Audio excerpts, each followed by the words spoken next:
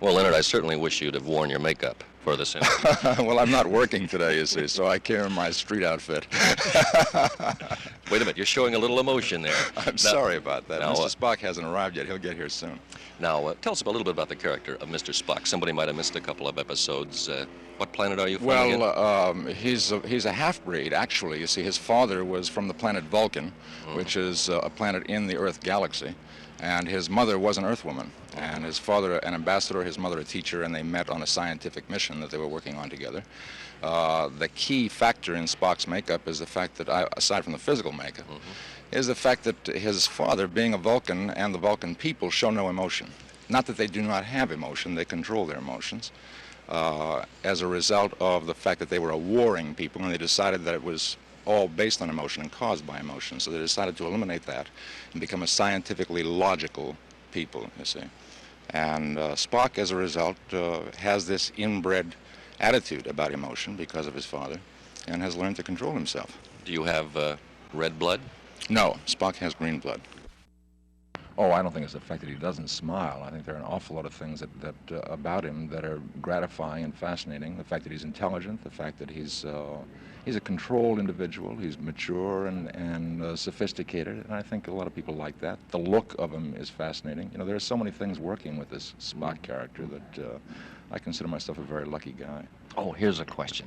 Somebody asked me, how come you were nominated as the best supporting actor when they said you were obviously one of the stars of that show? Well, I'm very flattered by the question, but the fact is that William Shatner is essentially the star of the show. He was hired as the star and is the star. I am a supporting actor on the series, and although I've had a lot of marvelous attention, the fact is I support him, and I support, as do DeForest Kelley and several other people on the show. William Shatner is essentially the star of the show.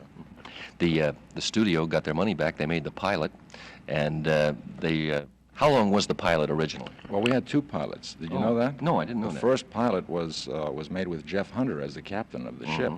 And when that did not sell and we had to do a new pilot because NBC thought that we still had a chance, Jeff Hunter was not available. So we got Bill Shatner.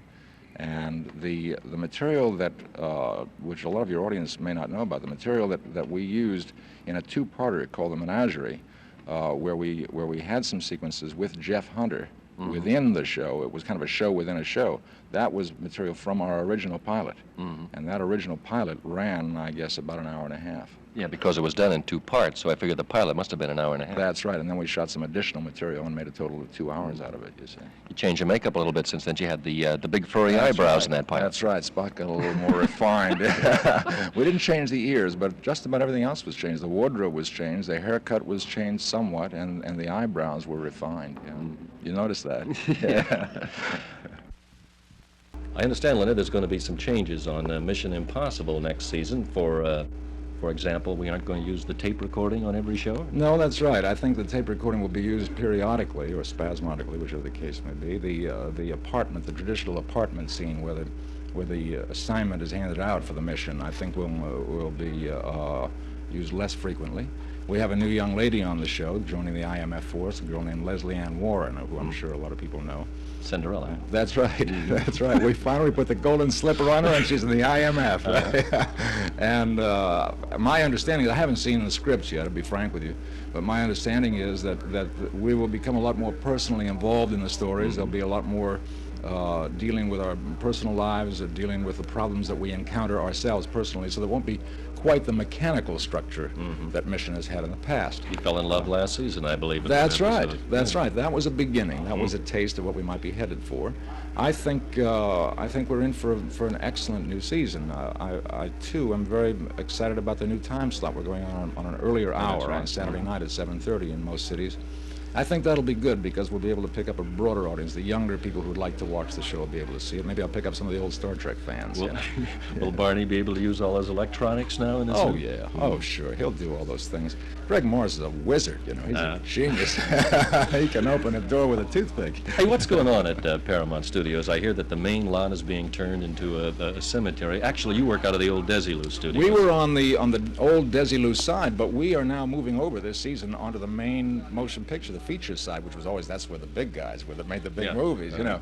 But Paramount has been very successful in developing their television product, and they've got 6.5 hours of television time on this new season. So regardless of what... Well, what are they selling off down there? You keep hearing that Paramount's getting ready to fold, and you keep hearing that all the time. No, there was some possibility that the studio might be sold, but not of Paramount folding as a production company. There was a possibility they might have sold some of the lot and rented back some of the space on which to produce, so that they'd actually be getting out of the real estate business and more into the production business, you see. But as far as production is concerned, Paramount is one of the studios. Fortunately, that's in pretty good shape. Others aren't quite so good.